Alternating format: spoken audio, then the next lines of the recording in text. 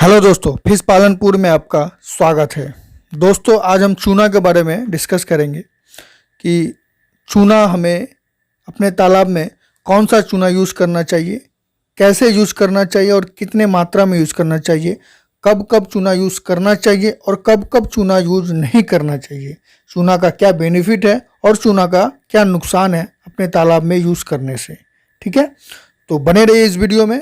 सारी बातों पे डिटेल में चर्चा की जाएगी और आपको प्रैक्टिकल दिखाया भी जाएगा कि कौन सा चूना आपको यूज़ करना है और कौन सा नहीं करना, कैसे यूज़ करना है। ठीक है, तो सबसे पहले हम बात करते हैं कि आपको कौन सा चूना यूज़ करना चाहिए। दोस्तों, मैं ये वीडियो में आपको दिखा रहा हूँ, ये चूना है कली चूना, जिसको बोलते हैं पत्थर वाला चूना। ये चूना यूज़ हमें तालाब में करना चाहिए। और एक चूना आता है पाउडर फॉर्म में, ये जो आप देख रहे हैं ये पाउडर फॉर्म में आता है, इसे यूज़ नहीं करना है, इससे आपको रिज़ल्ट अच्छा नहीं मिलेगा। बट हाँ, ये जो चूना मैं दिखा रहा हूँ, जो हम लोग अभी यूज़ कर रहे हैं, देख रहे हैं आप, इसको असली जो चूना होता है ना पत्थर वाला, इसको अगर आप पानी में डालते हैं 1 मिनट के अंदर ये इस तरीके से खौलने लगता है और ये खौलने के बाद फिर ये थोड़ी देर बाद शांत हो जाता है। और इसी चूना को हमें अपने तालाब में यूज़ करना है, जो पीएच को मेंटेन करेगा या व्हाटएवर इसका जो भी बेनिफिट है वो मैं आगे बताने वाला हूँ, वो अपना काम करेगा अच्छे से। ठीक है, तो कौन सा चूना ये मैंने आपको बता दिया। पाउडर फॉर्म में आपको बिल्कुल यूज़ नहीं करना है, पत्थर वाला ही चूना यूज़ करना है। ठीक है, दूसरा कैसे यूज़ करना है और कितना मात्रा में करना है। कैसे करना है, कैसे मतलब जैसे कि मैं ये दिखा रहा हूँ आपको, हम लोग पहले पानी एक ड्रम में रखते हैं, हाफ जितना मतलब मान लीजिए जितना बड़ा ड्रम है उसका 25 to 30% उसमें पानी डाल देते हैं।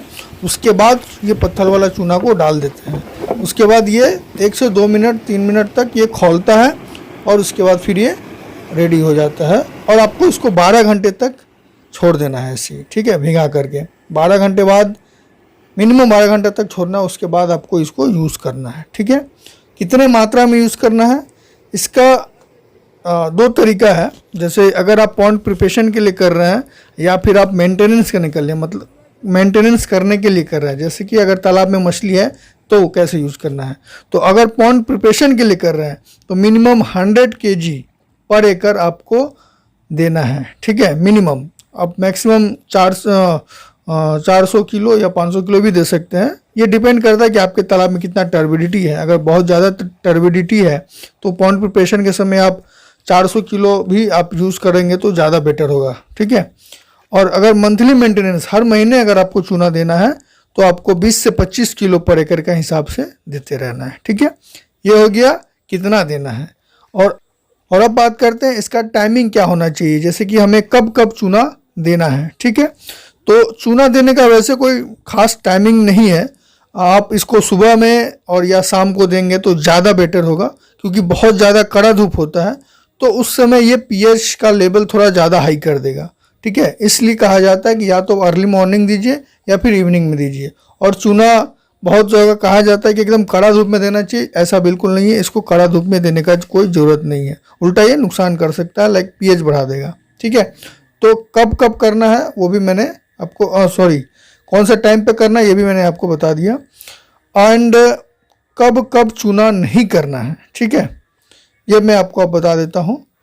चूना को हमें यूज़ नहीं करना है जब मान लीजिए आपके तालाब में अमोनिया बहुत ज़्यादा है, तो आपको चूना का यूज़ नहीं करना है, पहला। दूसरा, जब फाइटो बहुत ज़्यादा ब्लूम हो जाता है ना, तब आपको चूना का यूज़ नहीं करना है। तीसरा, चूने के साथ आपको यूरिया का प्रयोग नहीं करना है, ये नुकसान होता है, मतलब तालाब में अगर मछली है तो उसके लिए सही नहीं है ये। ठीक है, और एकदम कड़ा धूप में भी चूने का यूज़ ना करें। और भी कुछ लोगों का कहना है कि ज़्यादा चूना यूज़ कर देने से प्लैंकटन क्रॉस हो जाता है, तो ऐसा बिल्कुल नहीं है, चूना से कोई प्लैंकटन क्रॉस नहीं होता है। ठीक है, मैंने ये आपको कब कब नहीं करना है भी बता दिया। अब मैं थोड़ा बेनिफिट के बारे में बताऊंगा और उसके बाद नुकसान के बारे में बताऊंगा चूना का। ठीक है, कि चूना डालने से नुकसान क्या है। ठीक है, और बोनस उसके बाद में 1-2 पॉइंट है जो मैं बोनस के तौर पे बताऊंगा। तो सबसे पहले बेनिफिट के बारे में बता देता हूँ, छोटा सा। हालांकि चूना का बेनिफिट बहुत ज़्यादा है, बट मैं शॉर्ट में 3-4 जो बहुत ज़्यादा इम्पोर्टेंट है और उसके बारे में बता देता हूँ आपको, ठीक है। तो अगर आप चूना का यूज़ रेगुलर बेसिस पे करते हैं तो ये आपका मिट्टी का पीएच और पानी का पीएच दोनों को ही मेंटेन करके रखता है, ठीक है। सिर्फ बढ़ाता ही नहीं है, मेंटेन भी करके रखता है।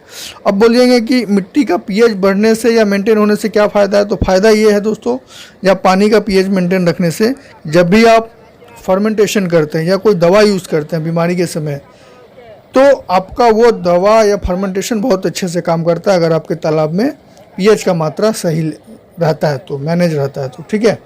और चूने का जो बेनिफिट है उसमें आपका अगर तालाब में मटमैलापन है, बहुत ज़्यादा वो घुला हुआ है, मटमैला है, टर्बिडिटी है, तो भी आपका चूना बहुत हेल्प करता है पानी को साफ रखने में, ठीक है। तालाब को डिसइंफेक्टेड करता है। यदि अगर आप तालाब में कंटिन्यू बेसिस पे, मंथली बेसिस पे अगर चूने का यूज़ करते हैं तो आपको तालाब में दवा डालने का नौबत शायद कभी ना आए, ठीक है। कभी कभी हो सकता है कि बीमारी आ जाए, बट 80% चांसेस होता है कि आपके तालाब में बीमारी का दर्शन नहीं हो पाएगा, ठीक है। ये एक दो बेनिफिट मैंने आपको बताया कि चूना का ये बेनिफिट है, ठीक है।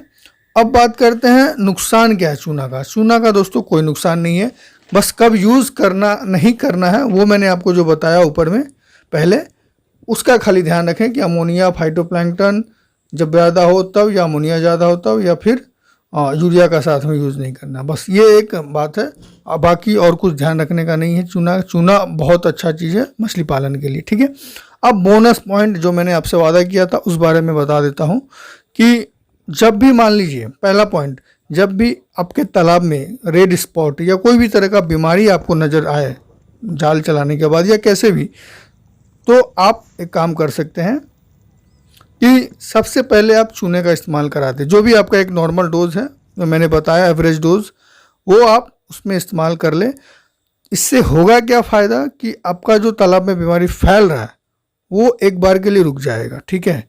और उसके बाद आप दवा ला करके, क्योंकि दवा हर समय फार्म पे अवेलेबल नहीं होता है, तो आप दवा ला करके इसको यूज़ दवा को कर सकते हैं, ठीक है। दूसरा बोनस पॉइंट कि जब भी आपको फर्मेंटेशन करना होता है तो फर्मेंटेशन करने से पहले आप चूने का यूज़ कर लें, ठीक है। जो भी मैंने नॉर्मल डोज बताया है 20 से 25 किलो वाला पर एकड़ के हिसाब से, वो अगर आप यूज़ कर लेते हैं तो आप जो भी फर्मेंटेशन करेंगे फाइटो के लिए या जू के लिए, आपका रिज़ल्ट बेस्ट से बेटर रहेगा, ठीक है। एंड तीसरा, चूने का इस्तेमाल बरसात में ज़रूर करें। इससे आपका, या जब भी मौसम चेंज हो रहा हो तो ज़रूर करें, इससे आपका आने वाला बीमारी को रोका जा सकता है, ठीक है। ये एक इम्पॉर्टेंट पॉइंट था। तो कैसा लगा दोस्तों ये वीडियो और ये जानकारी, और अगर मछली पालन से रिलेटेड या फिर चूना से रिलेटेड कोई भी जानकारी अगर आपको चाहिए तो कमेंट करके पूछ सकते हैं, मैं ज़रूर रिप्लाई कर दूंगा। और चैनल को सब्सक्राइब कर ले ताकि इसी तरीके का प्रैक्टिकल एंड इन्फॉर्मेटिव वीडियो आपको मिलता रहे, ठीक है। धन्यवाद।